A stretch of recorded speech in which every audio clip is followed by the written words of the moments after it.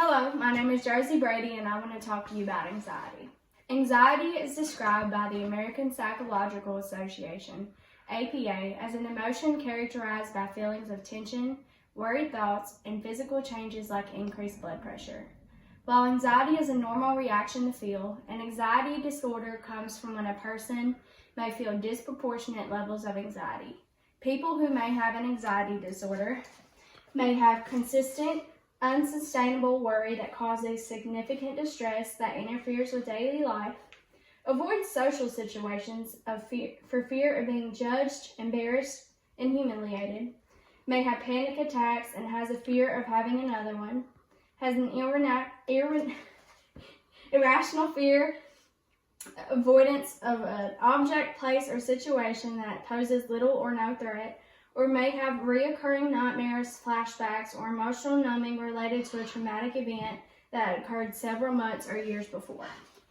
Anxiety disorder is a type of mental disorder that affects over 40 million adults in the United States every year from ages 18 and older, according to the Anxiety and Depression Association of America. While most of these cases are treatable and are treated with medications including Xanax, Klonopin, Valium, and Ativan, some people do not have proper insurance or ways of getting the medication they need to help with anxiety. As someone who has been to counseling for anxiety, I feel like I can share 3 grounding techniques that really anybody can use. These grounding techniques can be used for focusing and control when you have the feeling of anxiousness or during an anxiety attack. Just to clarify, if you or someone you may know feels like you have an anxiety disorder that is controlling your life, please consider talking to a healthcare professional or a certified counselor. They are there to help you cope with whatever you're feeling without judgment so you can live your best life. For the first technique, it is called the 5-4-3-2-1 technique, which is a sensory grounding technique. For this technique, you will choose 5 things you can see wherever you are at, 4 things you can touch, such as your clothes, your bed, 3 things you can hear, outside cars, music, doors shutting, 2 things you can smell, food that might be cooking, your laundry detergent from your bed, and 1 thing you can taste if you have gum or you just ate or something that you may have had earlier. For the second technique, which is a cognitive awareness technique, you will ask yourself questions such as, what is my name? What is my shoe size? How old am I? What year is it? And questions that will keep your mind focused and not on your anxiety.